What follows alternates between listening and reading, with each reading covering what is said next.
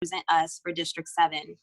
As a proud product of Pinellas County Schools and a resident of District 7 for my entire life, I attended these public schools. And I went off to USF St. Pete, where I graduated with a bachelor's degree in psychology, a master's in elementary education, as well as a master's in educational leadership and a certification in infant family mental health.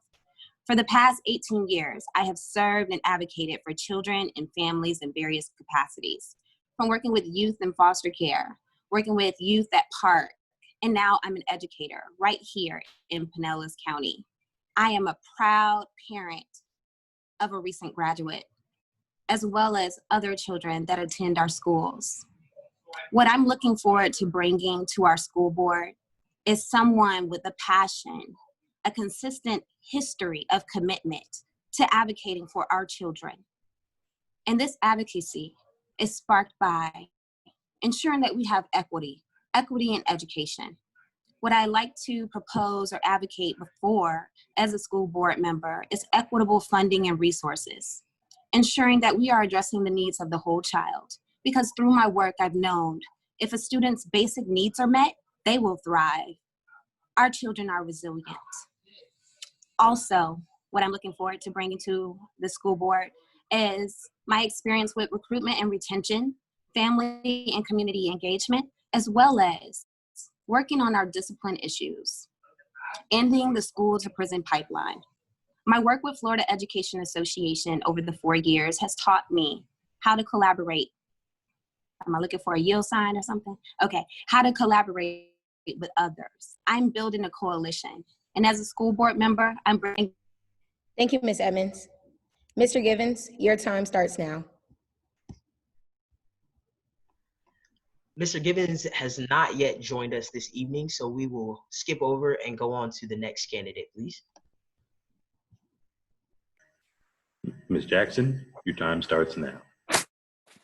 Okay, I cannot undo the camera. The camera, can you undo it? Can't start it. Yeah, it looks like you haven't joined with any video, so I am unable to connect your video. I requested for her to start her video. I don't know if it's going to help though. Should I start over, you think? It'll prompt you to ask you about your video, but if you want to go ahead and make your introduction, then while another is giving their answer, we can go ahead and work on that. All right, thank you. Good evening, everyone. And thank you, Carter G. Woodson, for allowing me to be a part of this forum. My name is Sharon Jackson, and I'm a candidate for school board in District 7 as well. I'm running for school board because I have a vested interest in student success, achievement, and outcomes of all students in the district, especially those that are underperforming. I have actively served Pinellas County Schools District and advocated for the educational needs of students and schools in our communities for more than 30 years. I'm an experienced, qualified educator. I worked at the elementary, middle, and high school, as well as collegiate levels. My degrees are in special education. I attended USF. I earned a master's there in school counseling and went on later to Nova Southeastern University, earning a doctorate in ed leadership and organizational leadership. As your school board member, I will make student-centered decisions by continuing to promote equity and engagement in the district, reducing the achievement gap, reducing out-of-school suspension rate, and continuing to improve the graduation rate. We need to provide our teachers with the resources they need to be successful. I will promote equality and equity by providing necessary resources to each school and those that need extra. I will support hiring and retaining highly skilled teachers. Research shows that students achieve better and perform better when they have teachers and staff who look like them. So we would definitely promote diversity. I will promote a sound curriculum that is standards-based and culturally unbiased. I will continue to promote safety in our schools. The number one concern on everybody's mind right now is reopening schools in the fall safely. I'm concerned about the increase of COVID-19 cases, especially in certain zip codes in St. Petersburg. I live in zip code 33712, and several of our schools are located there. So as your next school board member, I will effect change and positive improvements in our school district by adopting policies that focus on excellence, equity, and engagement.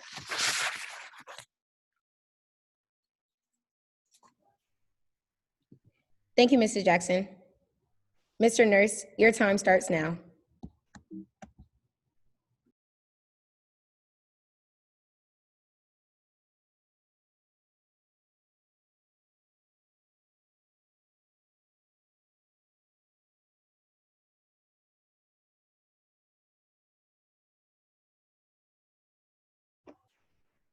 Carl Nurse, are you there?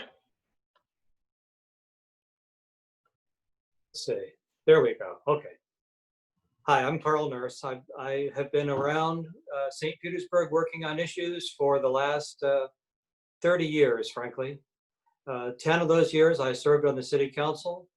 And when I got on the city council, the economy was collapsing. We had 4 years of budget cuts. And I think that the relevance of that is that the city council had, in round numbers, had about a $700 million budget, which is about half what the school board has. And so I learned to turn over rocks looking for money. We are going to have to do that on the school board because some costs are actually going to go up. Well, at the same time, revenue is going to go down. And so the challenge would be how can we make sure that we provide sufficient resources for the schools where kids are behind so that we can close those gaps.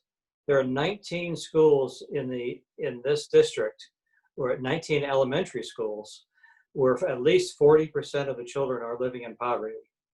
So it is a much more widespread issue than people realize. And then at the other end of the spectrum, we do a terrible job as a country providing a path for kids who are not heading towards a 4-year degree to connect with ways to earn a middle-class living.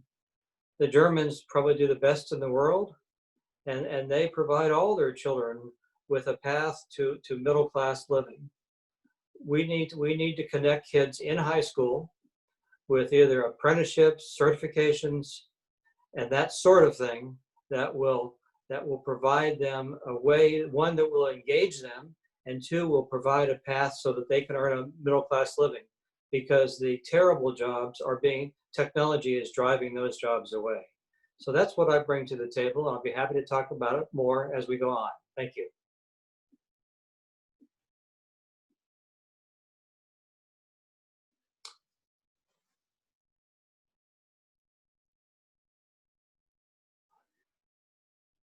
Am I still? Thank you, Mr. Nurse, and thank you all for being here. And now it is time to begin our process of asking questions. Pinellas County schools have long been plagued with an alarming achievement gap between African American and white students. How do you propose addressing this ongoing problem? We will begin with Mrs. Edmonds. You will have 3 minutes. As a current educator working in our transformation zone schools and having worked for the past 5 years in Title I schools, I know firsthand the issues and the challenges that we are facing. And when it comes to addressing the achievement gaps, it's going to be important that we look at the needs of the whole child. I know that when a child's basic needs are met, they are able to learn. Taking the whole child approach and student-centered learning is how we're going to close the achievement gap.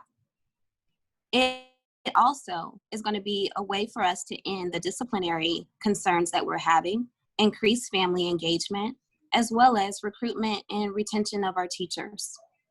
We're going to need to provide equitable resources and investments. And someone else mentioned that taking into consideration the budget due to COVID-19 is going to be important. And I've looked at it. I've looked at our budget from last year, and I looked at the proposed budget for this year and how we can reallocate some of those general operating funds to assist our most neediest students, as well as students that are thriving. We are going to have to make some tough choices. And as a school board member, I'm going to make the tough choice to always put our students first and ensuring that we have equity in education. Our diversity in this district is what makes us one of the best districts in Florida to work for. But we have lots of work to do. I also plan on ensuring that we have culturally relevant instructions. I am an equity champion for the district. The district does have these initiatives in place. I have been facilitating the trainings. What I'm looking forward to advocating for is that we make these mandatory trainings and that every child is able to see the diverse curriculum, diverse instructors, and have additional resources that guide them on the path to love learning. This also is a great opportunity for us to share with our students vocational and trade schools.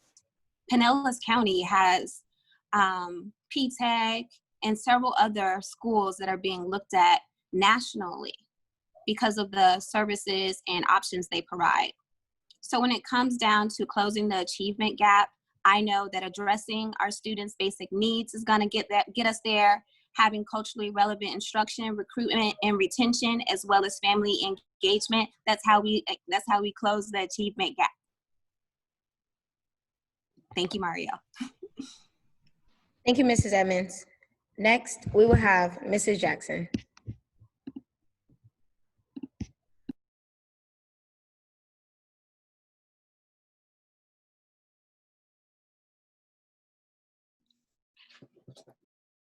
Excuse me. Okay, so thank you for asking that question. The research says the number one most effective way to address or improve student achievement is the teacher effectiveness. So the first thing I think is most important is to have highly effective teachers that in our schools. The next thing would be to make sure our schools are safe, and we would continue to implement some policies and programs that are already in place. The achievement gap is for real, and some of the programs and policies that are already in place are helping our students based on the data that was provided. Engagement of families, we need to encourage our families and businesses and community, the religious community, as well as community activists to be involved and give input on what we can do as a whole community to reduce that achievement gap. We need to provide equitable resources and make sure that our schools and teachers have what they need in order for our schools and students to be successful. So I would promote and advocate for excellence, equity, and engagement in our schools ongoing. Thank you.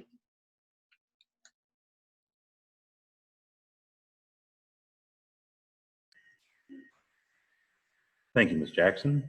Mr. Nurse, it is now your turn. You will have 3 minutes.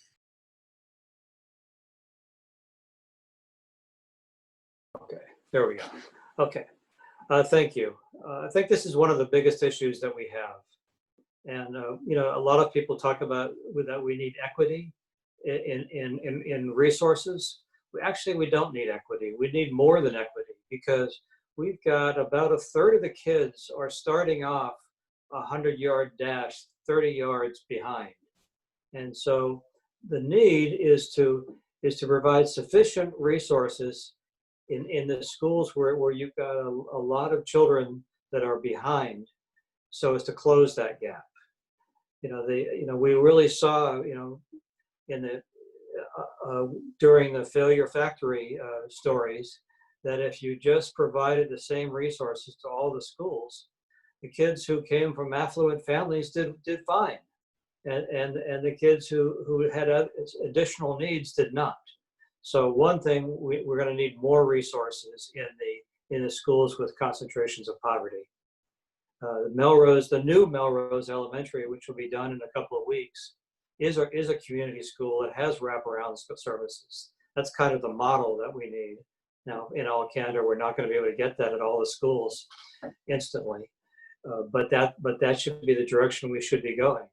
And then, frankly, one of the things that I would like to work on is starting at birth. I would like to engage the hospitals with the parents, so that we start off children being read to when they're born. It's happened that when I raised my children, that was one of my jobs at night, was to read every night to my children. And there's lots of folks where that does not happen, and that's one of the reasons why kids are not ready for kindergarten.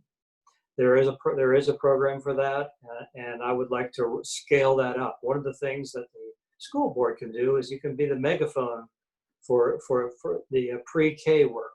When I was on city council, we began working on the preschools, and when we have provided some modest helps for the preschools, we need to do a great deal more in all candor.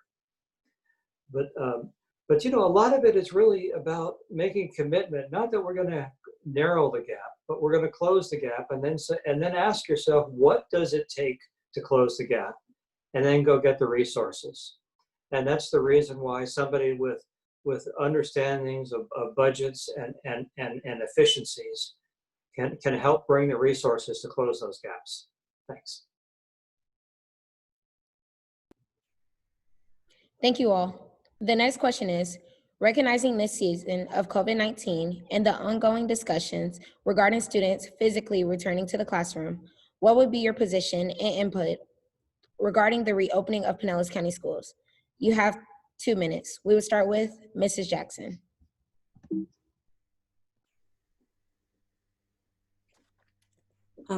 With the increase in COVID-19, my position at this point, based on what the data says and what the science is saying, that the curve is there is no curve going down, there's no flattening, it's going up. I watched the school board presentation today. It was very long and lengthy. However, it was very detailed. They came up with a very good plan, but just based on all the input as far as what's happening with the actual virus, my position is that I would not support going back to school in the fall. So some of the things that it sounds like we will be opening schools, but some things that should be implemented are to develop a plan that ensures safety of students and their families and all district employees. And I think they're trying to do that. Options for parents on instructional delivery. So they did do that. They're trying to come up with a third option. And processes for entering and exiting the buildings, as well as when the kids go into the classroom, social distancing, wearing masks, having equipment available, sanitizers, cleaning the buildings. They clean the buildings a certain way compared to cleaning a bathroom or an office area. Cleaning throughout the day is important. And we need to consider the budget and having funds to purchase necessary supplies. So I hope we would consider engaging community and partnerships.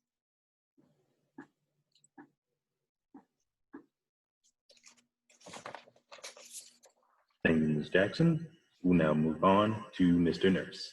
You will have 2 minutes. Okay, well, thank you. Let me start by saying that, is my microphone on? Yeah, okay.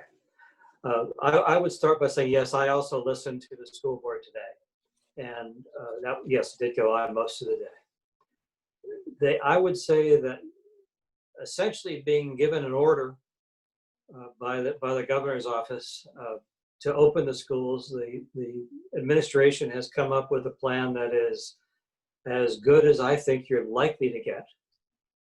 Having said that, you know, it is important to know that parents will be allowed to keep their children home and to do virtual learning. The school system has purchased 41,000 laptops, so kids can learn from home. The irony is that if a lot of children stay home, the odds of being able to socially distance teach the rest of the kids who are at school actually gets a lot better. And so it may be in an ironic kind of way that if you've got half the kids doing virtual learning and half the kids at school, that your odds get better. One of the critical things that they are doing is they're going to keep kids together. They're not going to have kids change classes. They're not going to have kids go to lockers. They've got a plan to radically stretch out the cafeteria time. So they're making an effort, but we just frankly need to assume that there are going to be outbreaks. There are going to be outbreaks that will just be one class. And the way they isolate them, that's possible. There are going to be outbreaks that shut down a whole school. And so we need to assume that there will be outbreaks, that we're going to have to close the schools, clean them, test everybody, wait for the results. I think it's going to be a pretty bumpy ride. And in all candor, I think it's an irresponsible move by the governor to force the schools to do this. Thank you, Mr. Nurse. Next, we will have Mrs. Edmonds. So I am an educator and being and a parent. So being in the middle of this all, having to navigate whether or not I'm going to be forced to go to work and put my child in a program or find another option. This decision that the school board made today it's been a challenging decision. I've always said that our district needs to prioritize safety, and under the demand or executive orders from our governor, they did the best that they could. They are providing options. And one of those options is traditional schools. I also know that many of our students aren't doing well. They don't have food. They may be experiencing abuse or other traumas. And our schools, they're more than a place of learning. They're a support system, an outlet. So having that option available is going to be good for some parents. And yes, our schools ultimately will end up closing. What I would like to see is that we do our best to postpone the reopening of schools and begin with online learning until we can truly figure out what's going on. But again, the executive orders have passed, and it's mandated that we have the option of reopening our schools in order to receive financial assistance. It's also important that we spread the word that if students do not, If students do not log on to or sign up for traditional or PCS or my PCS, funding from our schools will be taken. So we need to really make sure we are communicating with families and that we are just being transparent as possible regarding how we're going to best move forward. And safety is important, and I know our schools are definitely going to close.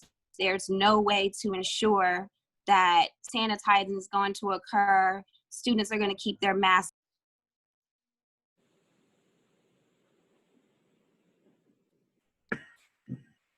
Thank you, Ms. Edmonds.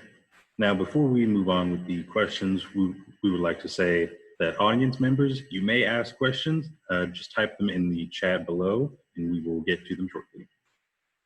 The next question, candidates, what do you see as the greatest challenge facing students in South County schools? You have 2 minutes. We'll be starting with Mr. Nurse. I think the greatest challenge really is closing the achievement gap. because if you don't close it by third grade, the odds of closing it are very slim.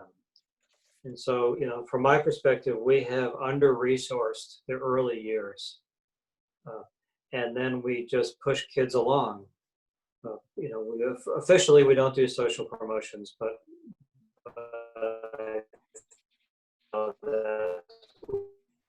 and result, as the technology in the world changes, poor folks will not be able to earn a living that'll keep them indoors.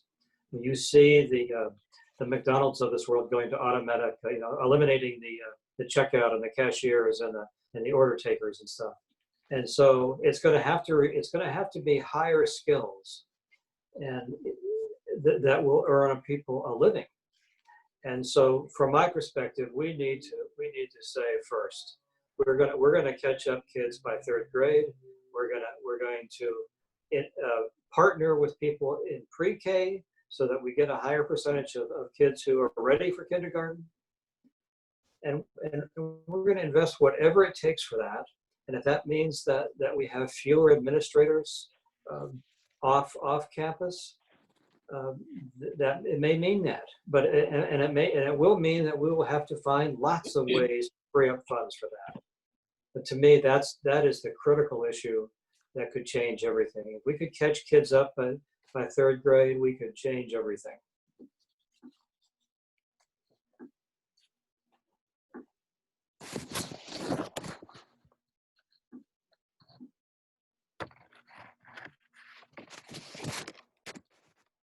Thank you, Mr. Nurse. Next, we will have Mrs. Edmonds. Thank you. My opponent mentioned that we don't need equity, but he continues to share equity-based practices like equitable resources, ensuring that we have something's going on, ensuring that we have resources available. During my work with children, I know the importance of early education. As a parent to a young child, I also know how important it is that we are reading and providing social skills, social emotional learning, which is where the whole child learning approach comes in. During this time, our most important concern is equity. Providing these resources, ensuring our students have what they need, addressing the whole child, providing culturally relevant instructions, recruiting and retaining the best educators and support staff, and improving family engagement. There's a disconnect between the communities and families. Through my work with Pinellas County Council PTA, I've hosted the National PTA Transformative Family Engagement Grant, and we learned what parents really want. We reduced the barriers by transporting them to Enoch Davis Center or to the meeting location through Uber, providing childcare, food, and a stipend. It's going to be important that moving forward, we are innovative with solutions to keep our families engaged, and that we are promoting early learning as well as the success of our children.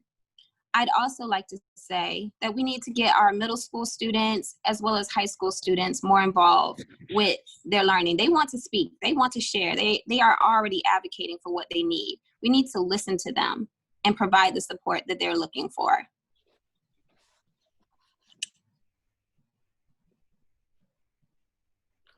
Thank you, Ms. Edmonds. Now we'll hear from Ms. Jackson. You will have 2 minutes. Okay, thank you for that question. First and foremost, I would continue to support the district's efforts to improve schools and accountability. We need to continue to promote excellence and equity in our schools. We will promote excellence and equity through hiring and retaining highly skilled faculty and staff. The staff really needs to reflect the student population. This is one of the greatest challenges in South County schools. We need teachers who look like our students. An efficient and effective faculty will help students reach their fullest potential.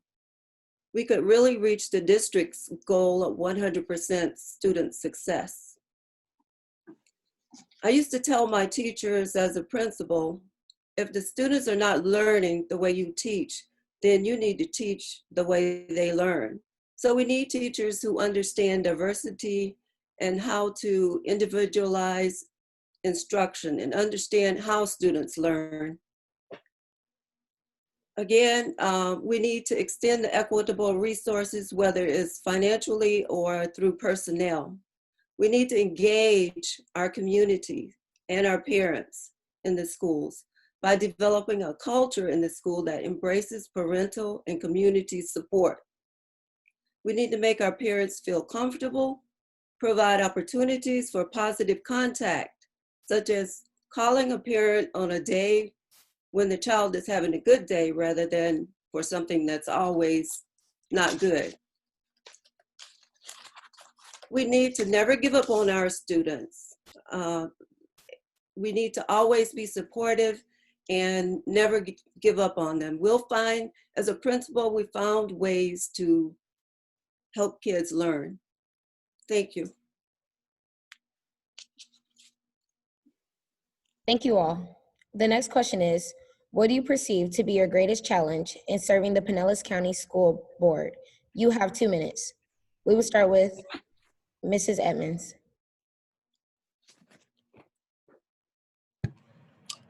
The most challenging part, specifically related to this district, is really getting everyone to understand the importance of diversity and equity for our students and how we're going to not only improve or decrease the achievement gap, but build a school culture of learning.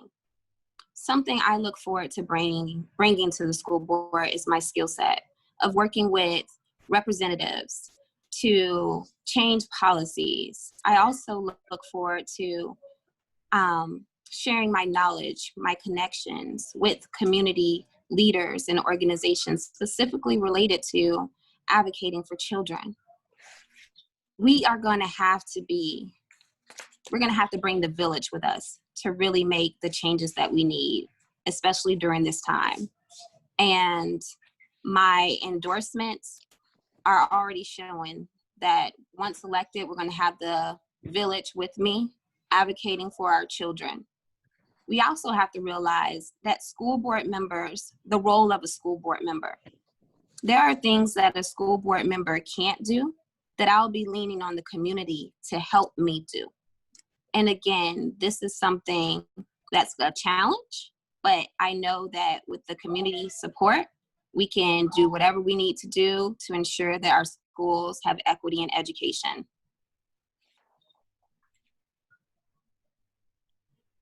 Thank you, Ms. Edmonds. We will now move on to Ms. Jackson. It's important to be able to work collaboratively with the school board members, the community, and faculty and staff. What I see as one of the greatest challenges is being able to communicate effectively between the community and the school board. So that should be taken into consideration, and there should be ongoing communication. I bring to the school board my skill sets and leadership skills to help resolve and handle any problems that may occur. I'm a servant leader. Students are always at the center of my thinking when decisions are made. My knowledge and skills and years of experience in education, working with students and families, will help bring about this level of communication. We need to build trust and understanding. We need teachers to understand diversity and how to work with our students. I'm ethical and I'm committed and caring, and together we can make changes in this district. My job as a school board member is to promote policies that are fair, they're equitable, they're engaging, and they produce excellent opportunities for students to be successful. Thank you.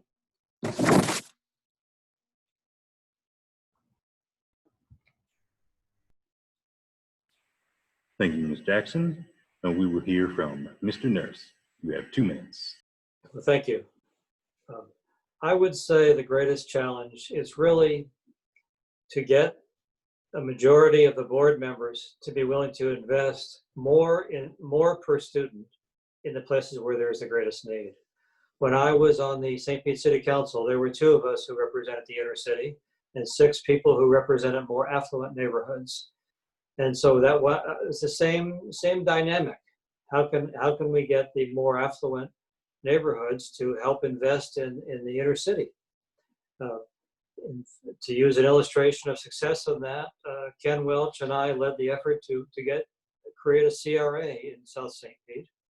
And that's now generating $4 million a year. It's guaranteed to go on for 30 years. So it's at least $120 million of investment.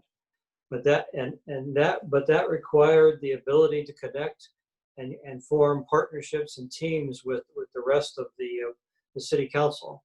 I was able to do that. I think I bring those skills to the school board. And so I think if you can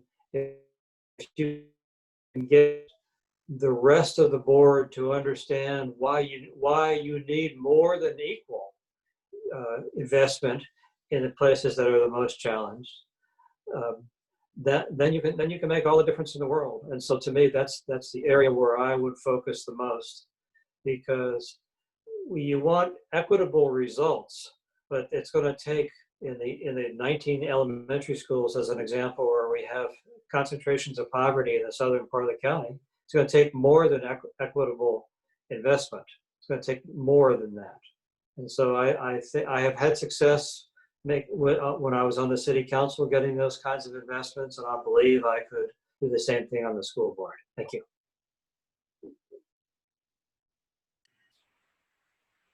Thank you all. Thank you all. Now moving along with our program, the following questions have been created exclusively for each candidate. You will have 2 minutes to respond.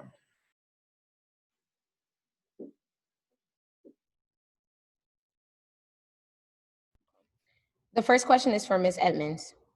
Mrs. Edmonds, you are the only candidate with a child currently in a Pinellas County school.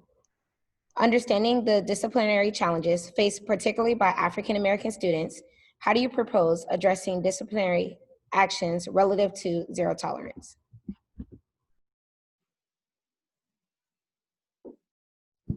Thank you for asking that question. As a current educator and the only person with children in our schools, I know that we can do better with restorative practice. Restorative practice is a district-wide, hold on, buddy. Restorative practice is a district-wide initiative that will work if we really focus on implementation. Currently, there's about 12 hours of training, and then checkbox, we're doing it. That's not true. We have to really focus on implementing programs with fidelity. And restorative practice is one that I would wholeheartedly support. We have PBIS, Positive Behavior Intervention Support Systems, that aren't really funded. So at Fairmont Park Elementary, I took the initiative to recharter the PTA, where I serve as the treasurer, so we can have additional funding to support our PBIS, behavior incentives, as well as academic incentives. So we can change the zero tolerance policy.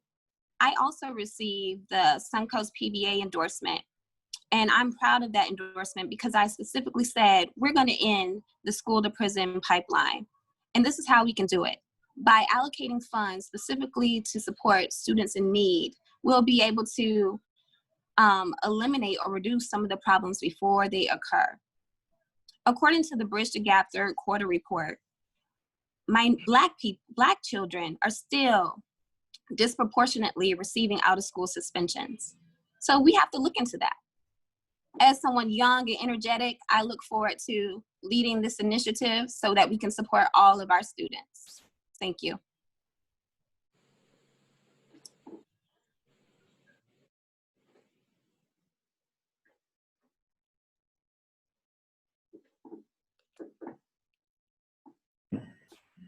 Ms. Jackson, reflecting upon your lengthy tenure as a school board employee, how might you explain not having garnered the support of the Pinellas County Teachers Union? Thank you for that question. I'll respond by saying my track record speaks for itself. I've always been an educator who was child-oriented and focused on children. So whether I was teaching in the school system or volunteering in the community, students have always been at the center of my attention and what's best for them. I've worked with unions alongside them and collaborating and resolving pay issues or pay raises. I've engaged with other administrators doing the same thing. So with my diverse background, whether I am a school board member or an educator within the schools, my track record speaks for itself. I promote excellence, equity, and engagement in our schools and in our classrooms. We want to make sure our students are learning. Thank you for letting me answer that question.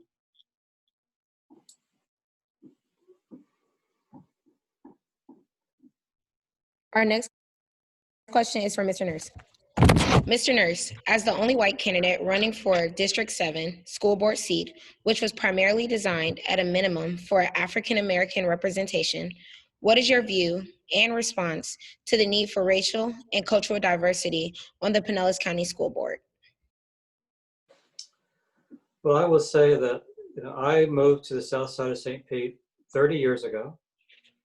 I live 7 blocks from Caprice in an integrated neighborhood. I have been active in a whole spectrum of issues, the largest share being how to turn around neighborhoods and affordable housing, for years before and during the time that I was on city council. I don't think there is a white person in St. Petersburg that has been more active in the inner city than I have. I can look at the color of my skin and see the color of my skin, but it doesn't change the advocacy and effort that I have made for almost as long as some of my opponents have been alive. I represented the inner city of St. Petersburg on city council. I got 3/4 of the vote when I ran in a district that was majority African American.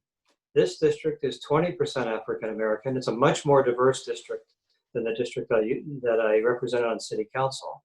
And so there's a spectrum of challenges. The second largest concentration of poverty in Pinellas County is also in the district, called Lillman. And so it does require a clear understanding that there's a lot of poverty and an overlap of poverty and discrimination and decades of discrimination.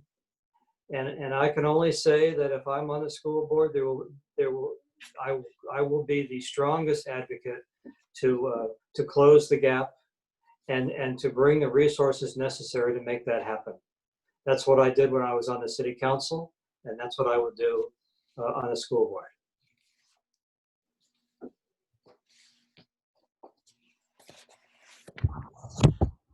We would like to thank each of our candidates for their participation this evening and for allowing us to hear their views regarding matters of interest to our community. Daniel and I have made up a few following questions. The first question is for any of you guys that would like to answer. Okay.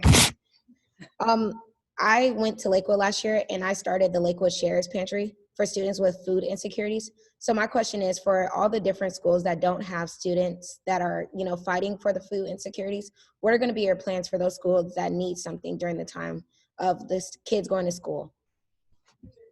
You guys will have 2 minutes to answer this question. Well, I'll step in if that works. I would say that one of the programs that I liked was the Peace Patch program, where kids were actually growing food at school. That not only provides some food, it also provides healthy food and teaches science and such. When I remember going to the celebration of the harvest at Lakewood Elementary, and that was the biggest crowd of parents they'd had all year. The other thing I would say is that we need to continue to engage Feeding America. When I was on the city council, I worked a good bit with Feeding America, which does a good bit of food distribution. The woman that replaced me, Gina Driscoll, works with Feeding America every week to continue to bring food to the community. And in these uncertain economic times, there's more need for that than ever.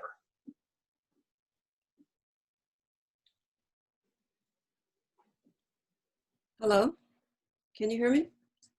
Yep. Oh, good. Okay. One of the things that we have done or did was to have a backpack program where students, we would put food we'd get donations from the community and different organizations. So we would put non-perishable foods in the backpack, and kids could take it home for the weekend. So they would have 2 to 3 meals over the weekend. Some of our students the only time they eat, it really is when they come to school. So it's important for them to be able to go home and have a meal over the weekend to support their intake of food. But that's one of the programs. And thank you for allowing me to answer that question. Thank you for establishing the Shares program at Lakewood High School. What I look forward to seeing is providing some opportunities for our students to have those pantries at whatever high school or place that needs them. Something I'm currently doing, or I've done this year, is as the science coach, lab teacher at Fairmont Park Elementary, I coordinated with Edible Peace Patch to bring gardens into our school. In the previous year at Midtown Academy, I did the same. So I'm currently doing the work so that we have these resources and we're connecting hands-on experience for our students, as well as advocating for additional funding and partnerships to promote things like Pack a Snack.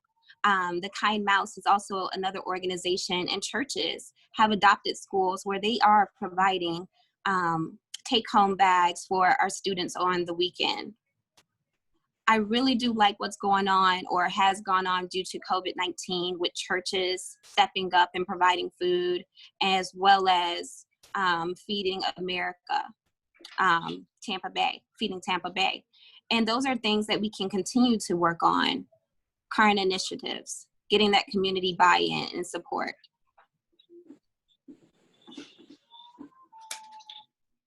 Thank you all. Our next question is, students must develop relationships and build connections throughout their academic careers. What is the importance of youth-adult partnerships between staff and student in school?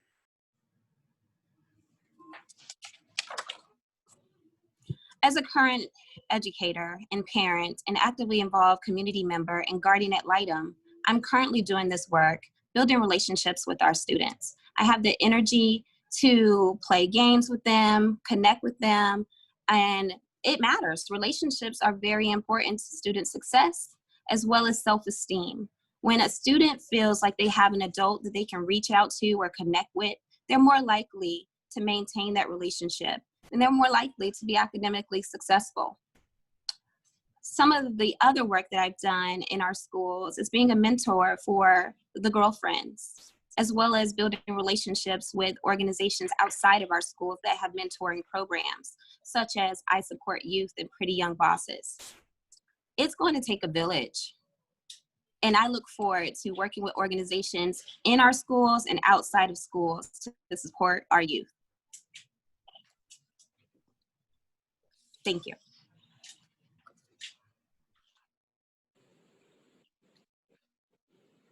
It's very important to build relationships with our young people.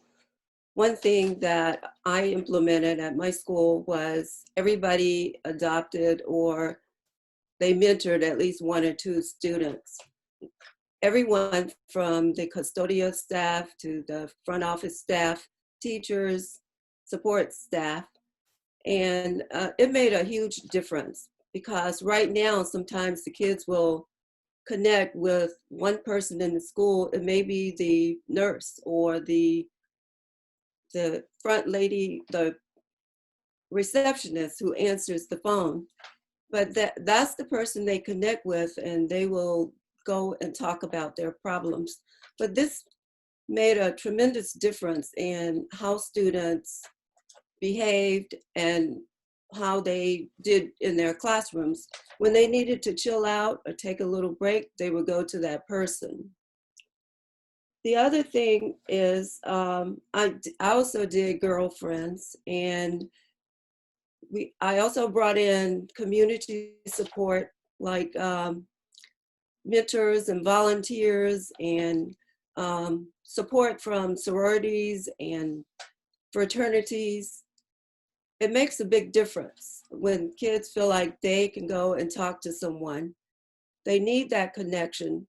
As a volunteer, I mentored students in Pinellas County schools, and the young ladies that I worked with, their behavior improved, their attendance improved, their grades improved.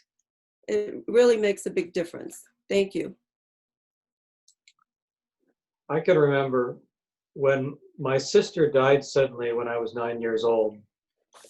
And I was fortunate because Mrs. Tenney, who was my 4th grade teacher, took me over, to stay at her house for a few days. And actually, the irony is that the reason I'm good at math today was because that experience in my time of grief was so powerful that I became, I really deeply engaged with her on math. And so you can't overstate what a life-changing experience it can be for a student to have a close bond with somebody in the system, usually a teacher, but it could be an administrator, it could be the custodian, a lunchroom lady, or a volunteer. But there needs to be somebody that communicates to that child that I care. And I will never forget my 4th grade teacher, Mrs. Tenney, for the love that she showed me, in the most traumatic experience of my life.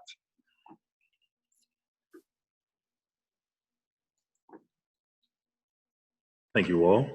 At this time, we will afford each candidate an opportunity to provide a closing statement. You will have 2 minutes. We will begin in the reverse order of our opening. Well, thank you. Thank you for everyone for joining us tonight.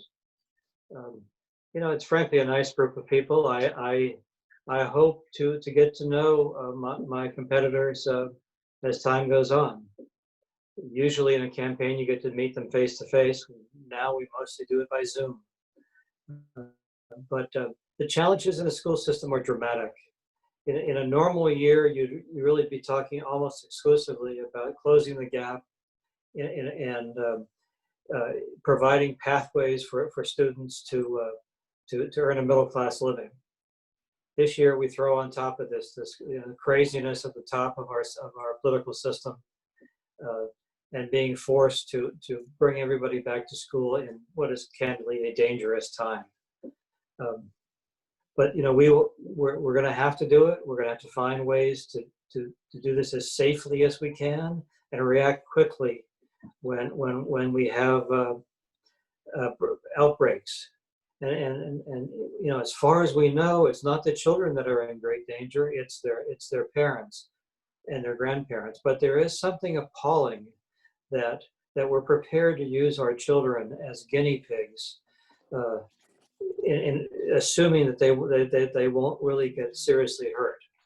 And so we need to be very careful and to make sure that we protect our children as best we can. and for that it's, we're trying to safely educate children. Thank you. Thank you, Mr. Nurse. We will now move on to Ms. Jackson. Thank you to Carter Woodson Museum staff for allowing me to be here tonight and share my platform. I would like to close by saying the success of public education is closely connected to the strength of our communities. We are a strong, diverse community. We can come together and ensure all our schools are successful. First and foremost, a school board member must have students at the center of their thinking, as the board provides leadership in establishing the vision, mission, and goals for the district. I'm Sharon Jackson. Please join me and help make Students First in Pinellas County Schools.